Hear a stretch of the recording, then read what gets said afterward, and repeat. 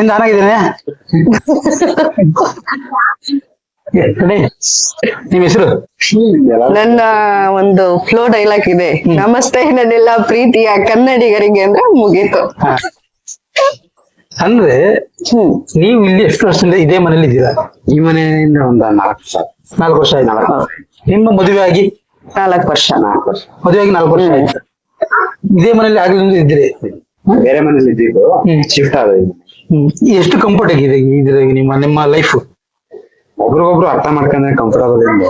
ಯಾಕೆಂದ್ರೆ ಇವ್ರದ್ದು ವಿಡಿಯೋ ನೋಡಿದ್ರೆ, ಯೂಟ್ಯೂಬ್ ವಿಡಿಯೋ ನೋಡಿದ್ರೆ ನಿಮ್ಗೆ ಗೊತ್ತಾಗುತ್ತೆ. ಯಾಕಂದ್ರೆ ಇವರು ಫುಲ್ ಬಯೋಡೇಟಾ ಇಬ್ರು ಸೇರಿ ಹೇಳ್ಬಿಟ್ಟಿದ್ದಾರೆ. ಲವ್ ಮ್ಯಾರೇಜ್ ಆಗಿದ್ದಾಗೆ, ಅವ್ರ ಫ್ಯಾಮಿಲಿ ಹೇಗೆ, ಇವ್ರ ಫ್ಯಾಮಿಲಿ ಹೇಗೆ, ಪ್ರತಿಯೊಂದು ಹೇಳ್ಬಿಟ್ಟಿದ್ದಾರೆ. ಅಂದ್ರೆ ಎಲ್ಲಿ ಇಂಟರ್ವ್ಯೂ ಏನಿಲ್ಲ, ಬರೋದು ಬಂದೀವಿ ಅಂತ ಹೇಳಿ ಏನಕ್ಕೆ ಅವ್ರು ಯಾವ ರೀತಿ ಸ್ಟೆಪ್ ಬೈ ಸ್ಟೆಪ್ ಇಲ್ಲಿವರೆಗೂ ಬರ್ಬೇಕಂದ್ರೆ ಕಾರಣ ಏನು ಅಂತ ತಿಳ್ಕೊಳ್ಳೋಕೆ ಬಂದಿದ್ದು. ಈಗ ನೀವು ಸೋಷಿಯಲ್ ಮೀಡಿಯಾಗೆ ಯಾವ ತರ ಎಂಟ್ರಿ ಆದ್ರಿ ಅಂತ? ಸೋಷಿಯಲ್ ಮೀಡಿಯಾಗೆ ಫಸ್ಟ್ ನಾನು ವ್ಲಾಗ್ ಮುಖಾಂತರ ಬಂದಿದ್ದು. ಎಲ್ಲರೂ ಈಗ ಡೈಲಿ ಬೇಸಿಕ್ಸ್ ನ ಯಾವ ರೀತಿ ತೋರಿಸ್ತಿದ್ರು, ಅದ್ರ ಬೇಸಿಕ್ ಮೇಲೆ ನಾನು ಒಂದ್ಸರಿ ಟ್ರೈ ಮಾಡದ ಅಂತ ಅನ್ಕೊಂಡು ಒಂದು ವ್ಲಾಗ್ ವಿಡಿಯೋ ನ್ಯಾಚುರಲ್ ಆಗಿ ರಿಯಾಲಿಟಿ ತೋರಿಸ್ದೆ. ಅದ್ರಿಂದ ನಾನು ಕ್ಲಿಕ್ ಆಗಕ್ ಸ್ಟಾರ್ಟ್ ಮಾಡ್ದೆ. ಆ ನಂತರ ನಾರ್ಮಲ್ ಆಗಿ ದಿನ ವ್ಲಾಗ್ ಮಾಡಿ ಮಾಡಿ ಮಾಡಿ ಈ ಮಟ್ಟಕ್ಕೆ ಬಂದ್ ನಿಂತಿದ್ದೀನಿ ಇವತ್ತು. ವ್ಲಾಗ್ ಇಂದ ನಾನು ಈ ರೀತಿ ಇರೋದು. ಅಂದ್ರೆ ಸ್ಟಾರ್ಟ್ ಮಾಡಿದಾಗ ಅವರು ಕಂಫರ್ಟಬಲ್ ಆಗಿ ಮಾತಾಡ್ತಿದ್ರು, ನೀವು ಸ್ವಲ್ಪ ನಾಚ್ಕೊಂಡು ಮಾತಾಡ್ತಿದ್ರಿ. ವಿಡಿಯೋ ಬರುತ್ತೆ ವಿಡಿಯೋ ಬರಕ್ಕೆ ಅಂತಂದ್ರೆ ಇವಳು ಪೋಸ್ಟ್ ಮಾಡ್ಲು, ಬಾ ವಿಡಿಯೋ ಮಾಡು. ನಾನ್ ಏನ್ ವಿಡಿಯೋ ಮಾಡ್ತೀವಿ, ಹೋಗು ಸುಮ್ನೆ ಕೆಲ್ಸನಾರ ಮಾಡಿದ್ರೆ ಹೋಗಿ ಕೆಲ್ಸ ಮಾಡ್ಬೇಕು, ಇದೆಲ್ಲ ವಿಡಿಯೋ ಮಾಡ್ಕೊಂಡ್ ಟೈಮ್ ಇಲ್ಲ ಅಂತ ಹಂಗೂ ಹಿಂಗೂ ಗ್ಯಾಪ್ ಅಲ್ಲಿ ಮಾಡ್ಸೋದು ಬಲವಂತದಿಂದ ಮಾಡಿದ್ರೆ ಸುಮ್ನೆ ನನ್ ಪಡೆದ್ ನಾನು ಹೋಗುವೆ. ಬಲವಂತ ಮಾಡಿದ್ರು ಚೆನ್ನಾಗ್ ನೋಡಿ. ಒಂದು ವಿಡಿಯೋ ಹಾಕಿರ್ತೀನಿ, ಆ ವಿಡಿಯೋ ನೋಡಿ. ಅಜಯ ತಾನೆ ಇದು ಡ್ಯಾನ್ಸ್ ನೀವೇ ತಾನೆ ಮಾಡಿರೋದು? ಯಾವ ಹೀರೋ ಹೀರೋಯಿನ್ ಮಾಡ್ತಾರೆ ಆತರ ಎಲ್ಲ ಇವರೇ ಕಲ್ಸ್ಕೊಟ್ರು.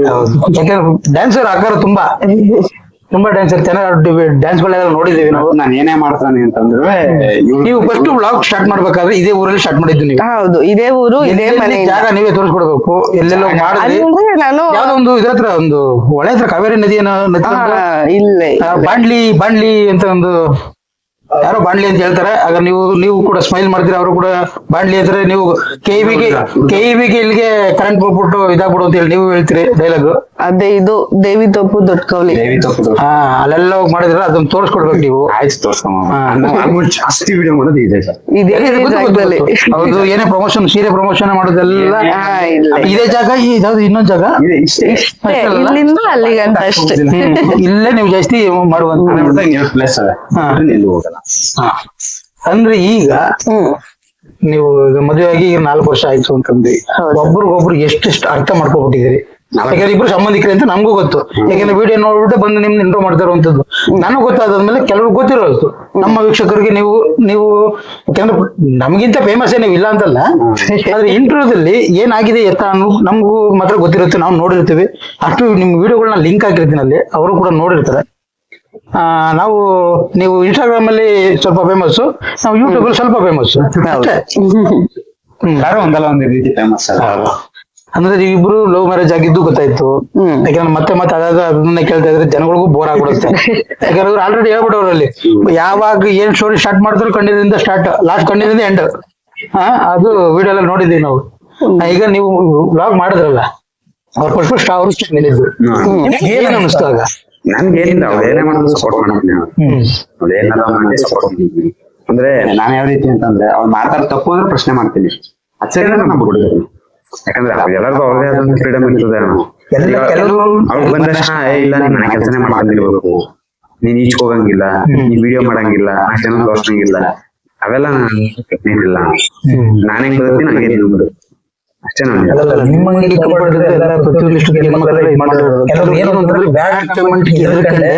ಹೌದು, ನಾನು ತುಂಬಾ ಸರಿ ನಾನು ಹೇಳ್ತೀನಿ, ಅವ್ರ ಗುಂಪ ಕುತ್ಕೊಂಡ್ರೆ ಒಂದೇ ಒಂದ್ ಹೇಳಕ್ ಇಷ್ಟಪಡ್ತೀನಿ. ಅವ್ರೊಂದು ಅಲ್ಲೇ ಇರ್ತಾರೆ, ನಮ್ ಅನ್ಸ್ಕೊಂಡ್ ಅಷ್ಟೇ. ಈಗ ನಮ್ಮ ಇರೋಣ 100ರಲ್ಲೆಲ್ಲೋ 1-2 ಕಮೆಂಟ್ ಮಾತ್ರ ನಿಮ್ಗೆ ಬ್ಯಾಡ್ ಕಮೆಂಟ್ ಹಾಕೋದು. 100ರಲ್ಲಿ ಆಲ್ಮೋಸ್ಟ್ 90% ಬರೀ ಬ್ಯಾಡ್ ಕಮೆಂಟ್ ಇರ್ತಾರಲ್ಲ, ಅವ್ರ ಪ್ರೊಫೈಲ್ ಫೋಟೋನೇ ಇರಲ್ಲ. ಒರಿಜಿನಲ್ ಐಡಿಯಾದಾಗ ಮೆಸೇಜ್ ಮಾಡ್ತೀನಿ, ನಮ್ಗೆ ತೊಂದರೆ ಆಗೈತೆ ನಿಮ್ಗೆ, ಯಾಕೆ ಹಿಂಗ್ ಮಾಡ್ತೀರಾ, ವಿಡಿಯೋ ಎಷ್ಟ ಆಗಿಲ್ವಾ ಕಮೆಂಟ್ ಮಾಡ್ಬಿಟ್ಟು ನನ್ನ ಕುಗ್ಗಿಸ್ಬೇಡಿ ಅಂತ ಅಂತೇಳಿ.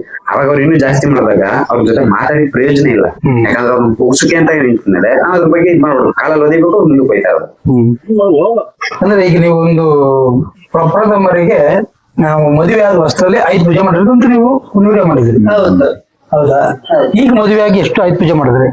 4-5 ಇಲ್ಲ 2 ವರ್ಷ ಆಯ್ತು ಪೂಜೆ ಮಾಡಿದೀವಿ ಅಷ್ಟೇ. ಈ ಗಾಡಿ ತಗೊಂಡ್ಮೇಲೆ ಪೂಜೆ ಇದು ಮಾಡಿದ್ವಿ. 3ನೇ ವರ್ಷ. ಇದು 2ನೇ ವರ್ಷ. ಈಗ ಬಂದ್ರೆ 3. ಇವಾಗ ಬಂದ್ರೆ 3.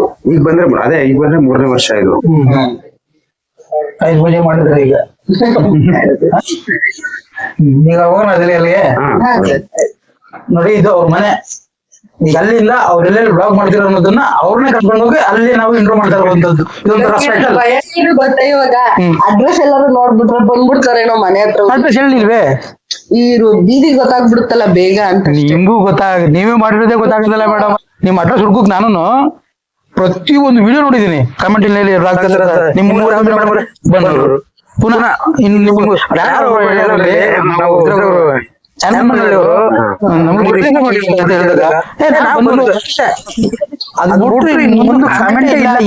ಆಗ್ಲಿಲ್ಲ. ನೀವು ಸುಮಾರು ಜನ ಹುಡುಕ ಬಂದವರು. ನಾವು ಹಂಗೆ ಬಂದಿದ್ದು.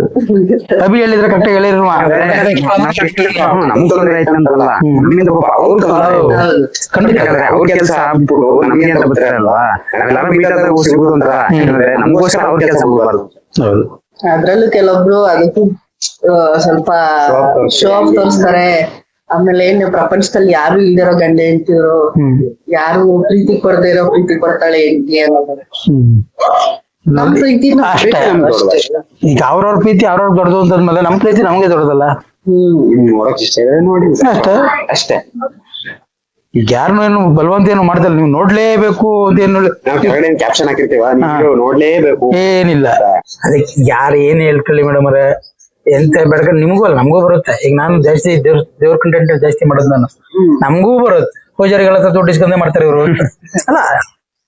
ಮಾತಾಡೋರೇನು ಹೆಂಗಿದ್ರು ಮಾತಾಡ್ತಾರೆ. ಅದೇ ತಲ್ಲೇನೆ ಕೆಡ್ಸ್ಕೊಬಾರ್ದು. ನಂಬಿರು ನಮ್ಗೆ ಎಷ್ಟು ನಂಬ್ಕೊಂಡಿರ್ತಾರಲ್ಲ ಅವ್ರ ಗೊತ್ತಾಗಬೇಕಲ್ಲ.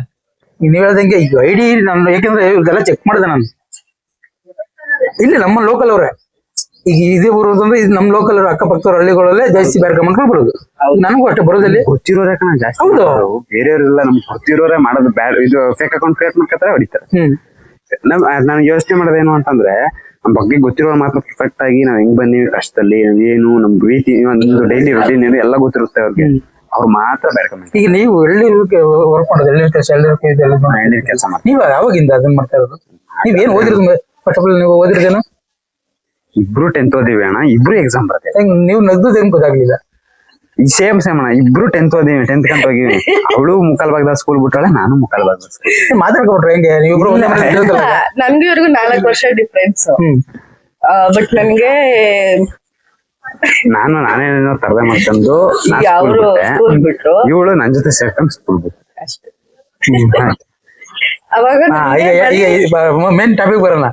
ಎಳ್ನೀರ್ ಕೆಲಸನ ನೀವ್ ಯಾವಾಗ ಸ್ಟಾರ್ಟ್ ಮಾಡಿದ್ದು?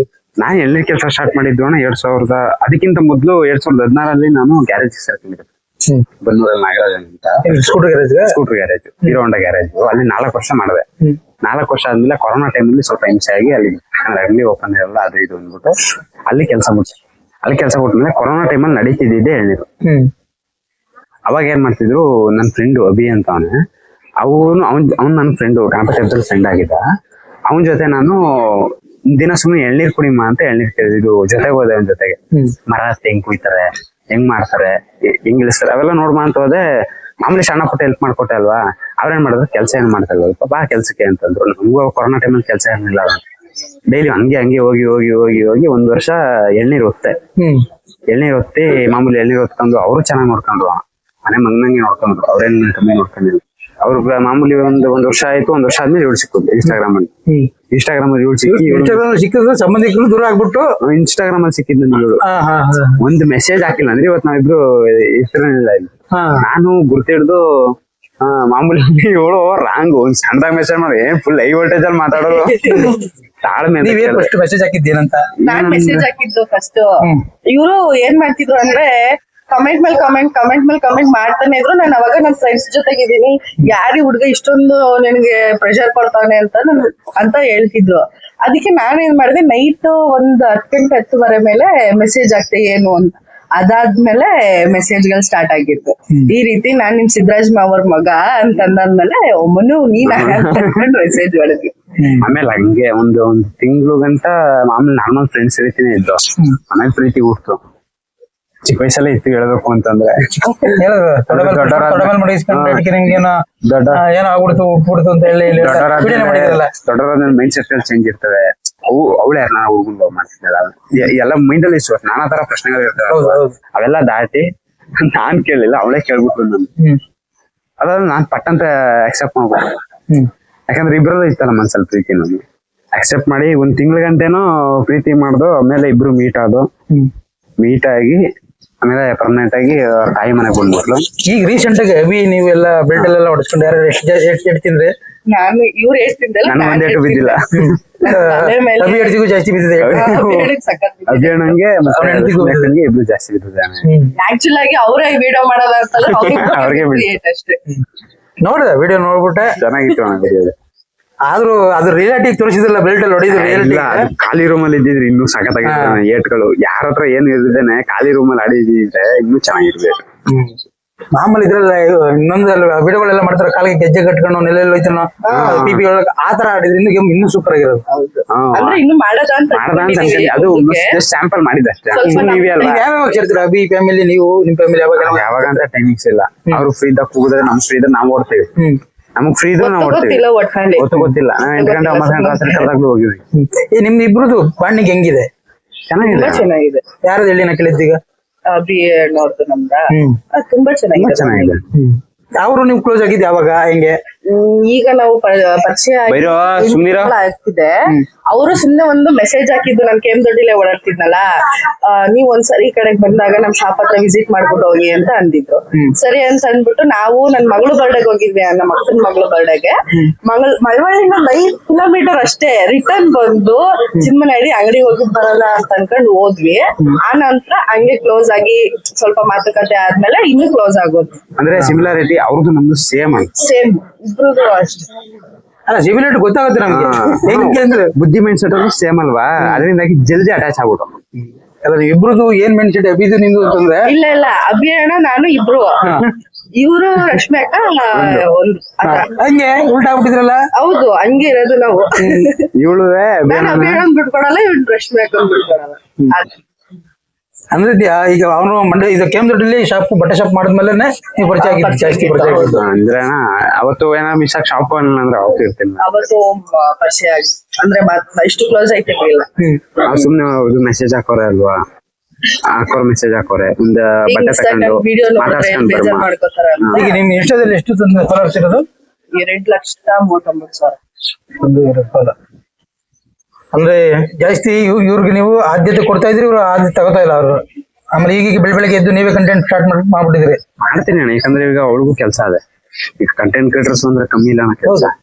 ನಾವು ಕಂಟೆಂಟ್ ಬಗ್ಗೆ ಯೋಚನೆ ಮಾಡ್ಬೇಕು, ವಿಡಿಯೋ ಬಗ್ಗೆ ಯೋಚನೆ ಮಾಡ್ಬೇಕು, ವ್ಲಾಗ್ ಬಗ್ಗೆ ಯೋಚನೆ ಮಾಡ್ಬೇಕು, ಎಡಿಟಿಂಗ್ ಮೇನ್ ಅದ್ರ ಬಗ್ಗೆ ಜಾಸ್ತಿ ಯೋಚನೆ ಮಾಡ್ಬೇಕು. ವಿಡಿಯೋ ಈಗ ನಾವ್ ಎಡಿಟಿಂಗ್ ಏನ್ ಮಾಡ್ತೀವಿ ಅದೇ ಮೇನ್ ಇಂಪಾರ್ಟೆಂಟ್. ಪ್ರಾಜೆಕ್ಟ್ ಕೊಡೋದೇ ಅಲ್ಲೇ ಇಲ್ಲ ನಮ್ದು. ಈಗ ಪಾಪ ಇವಳು ಇಷ್ಟು ಅವರ ರೂಟ್ಲೆ ಕುಂತ್ಕೊಂಡು ಎಡಿಟಿಂಗ್ ಮಾಡ್ತಾರೆ. ಈಗ ಅವ್ರು ಕೆಲಸ ಮಾಡ್ತಾ ಇರ್ತಾರೆ, ನಾನೇನ್ ಮಾಡ್ಬೇಕು ಮನೇಲಿ? ನನ್ಗೆ ಗೊತ್ತಿಲ್ಲ ಅದ್ರ ಬಗ್ಗೆ. ನಾನ್ ಮನೆ ಕೆಲಸ ಮಾಡ್ಕತ್ತೆ, ನನ್ಗೆ ಏನ್ ಗೊತ್ತು ನಾನು ಅದ್ರ ಬಗ್ಗೆ ಮಾಡ್ತೇನೆ. ನನ್ ಕಂಟೆಂಟ್ ಬರೆಯೋದ್ ಗೊತ್ತು, ಕಂಟೆಂಟ್ ಕ್ಯಾಮ್ರಾ ಆಂಗಲ್ ಗೊತ್ತು, ಅವೆಲ್ಲ ಇಟ್ಕೊಡ್ತೀನಿ, ನಾನು ಮಾಡ್ಕೊತಾರೆ. ಅಂದ್ರೆ ಅಣ್ಣ ಒಬ್ರಿಗೊಬ್ರು ಸಾಥ್ ಕೊಟ್ಟಾಗ್ಲೇ ಮೊಬೈಲ್ ಮಾಡ್ಬಿಡದ? ಮೊಬೈಲ್ ಮೊಬೈಲ್ ಆಗ್ಲಿಂದ ಅಂದ್ರೆ ಸ್ವಲ್ಪ ದಿನದ ಗಂಟ ಮೊಬೈಲ್ ಅಲ್ಲಿ ಎಡಿಟ್ ಮಾಡ್ತಿದ್ದೆ. ಇವಾಗ ಐಪ್ಯಾಡ್ ತಗೊಂಡಿದ್ದೀನಿ, ಅದ್ರಲ್ಲಿ ಎಡಿಟಿಂಗ್ ಮಾಡ್ಕೊತೀನಿ. ಎಡಿಟಿಂಗ್ ಈಸಿ ಆಗುತ್ತೆ ಯಾಕಂದ್ರೆ ಫಾಂಟ್ಸ್ ಎಲ್ಲ ದೊಡ್ಡದಾಗ ಕಾಣ್ತವೆ, ಜಲ್ದಿ ಕೆಲಸ ಮುಗಿತೆ. ಈ ಮೊಬೈಲ್ ಆದ್ರೆ ಸಣ್ಣ ಅಕ್ಷರ ಕಂಡಂಗ್ ಕಾಣ್ತವೆ. ನಾನು ಹಂಗೆ ಮಾಡ್ತಿದ್ದಲ್ಲ ಮೊಬೈಲ್ ಅಲ್ಲಿ, ನಾನು ಎಡಿಟ್ ಮಾಡುತ್ತೆ ಯೂಟ್ಯೂಬ್. ಈಗ ರೀಸೆಂಟ್ ಆಗಿ 2 ತಿಂಗಳು 3 ತಿಂಗಳು ಆಯ್ತಾ ತಗೊಂಡು. ಬೇಕು ಎಡಿಟಿಂಗ್ ಬೇಕು ಅಂತಾನೆ ತಗೊಂಡು, ಯಾಕಂದ್ರೆ ಸಿಕ್ಕಾಪಟ್ಟೆ ಹಿಂಸೆ ಆಯ್ತಿತ್ತು.